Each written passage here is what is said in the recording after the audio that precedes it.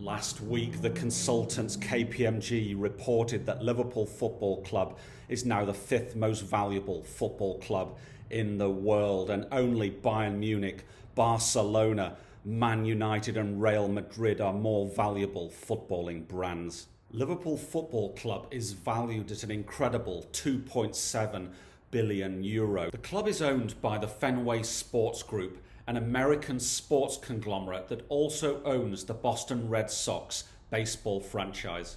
The American billionaire John Henry owns about 40% of the Fenway Sports Group. His net worth is estimated at $2.6 billion. But Liverpool Football Club wasn't always a huge conglomerate owned by an American billionaire. When you go to Anfield, you'll see a modest bronze bust just outside the stadium. The statue was put up in November 2018 to mark the 125th year of Liverpool. The man in the statue is John Houlding, the founder of Liverpool Football Club. But who is this man, and what is the story of the formation of one of the world's most valuable and famous football clubs? John Houlding was born in August 1833 in a prosperous and fast-growing Liverpool. He was the son of a cowkeeper and had a comfortable middle-class upbringing. He went to Liverpool College and then worked as an auditor and a brewery manager and then as a businessman. He was a committed capitalist and made a small fortune from owning a brewery and a chain of pubs in the city. Houlding joined the Conservative Party. He was elected to Liverpool City Council as a Conservative councillor, and in 1897 he became the Lord Mayor of Liverpool. He was an active member of the Protestant Orange Order and a very active Freemason. He was also a keen cricketer and a member of Everton Cricket Club. And interestingly, Houlding's first involvement with football was not with Liverpool Football Club, but with Everton, who these days are their main rivals. Now, Everton was formed in 1878, and in 1882, the Football Association told Everton that they could no longer play their games at the public Stanley Park, and that they must move to an enclosed ground. In 1884, Everton Football Club moved to Anfield. They played their first game on the 28th of September, beating Earlstown 5-0. A year later, in 1885, Houlding bought the land underneath Anfield and started to charge a modest rent to Everton Football Club. Attendances rose to about 8,000, and in 1888, Everton became one of the founding members of the Football League. 3 years later, in 1891, Everton won their first league title. Fast forward 129 years and they've won the title 9 times. But despite success on the pitch, behind the scenes things were getting a little bit tasty. The board members were falling out for a number of reasons, and one of the reasons was the use and abuse of alcohol. Now, Everton Football Club used to get changed in a pub called the Sandon, which was owned by Houlding and named after the local Conservative MP, Lord Sandon. Now, some of the Everton Football Club board members were very anti-alcohol, and they were part of the temperance movement of the time, and they didn't like the fact that players were having a cheeky pint before and after games. Houlding, of course, was a brewery owner and a pub owner, so he didn't really mind. By 1892, Houlding had also fallen out with the board over the amount of rent he charged to the club. Now, Houlding invested about £6,000 in Anfield, which in today's money is worth about £800,000.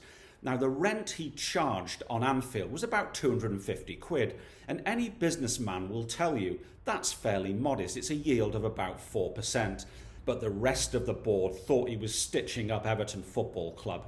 They wanted to pay a lower rent and they demanded to pay £180, but Houlding stuck with his figure of £250. Following several rowdy meetings, the board members of Everton Football Club voted and decided to take their ball and move down the road to Goodison Park. Now, Houlding was left with an empty football ground and no football team. So what did he do? He decided to set up a new football club, and he called it Everton Football Club and Athletic Grounds. Now, obviously, the Football Association didn't like that because the name was too close to Everton FC.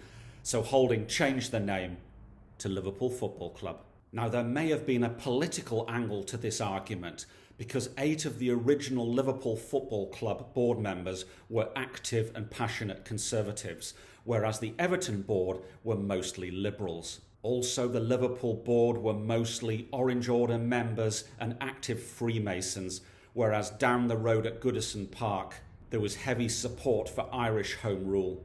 However, to this day, historians disagree over the importance of this sectarian divide between the two clubs. So Houlding quickly put together a squad of new players. In fact, they were known as the Team of Max because most of them were good, hard Scottish players. Houlding went down to London and asked the FA to register his new team in the Football League. The FA said no, so Houlding registered Liverpool Football Club in the Lancashire League, and they went on to win it in their first season. The first game played at Anfield was on the 1st of September 1892, a friendly against Rotherham Town that they won 7-1. The first competitive game at Anfield was played 2 days later on the 3rd of September 1892. Liverpool beat Higher Walton 8-0 in front of a crowd of 300. But Liverpool Football Club went from strength to strength, and in 1901 they won the league title for the first time. Fast forward 119 years and they've won the title an amazing 19 times. Houlding died in France in 1902 after a serious illness, and his body was brought back to Liverpool for the funeral.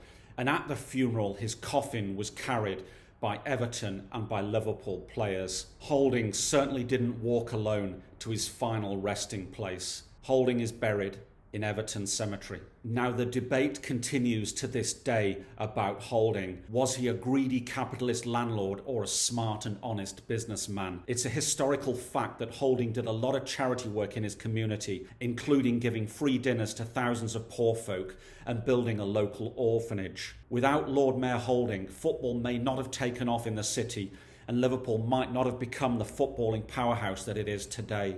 Houlding is an integral part of the story of both Everton and Liverpool football clubs. Please don't judge the man too harshly. This is Thogdad. See ya.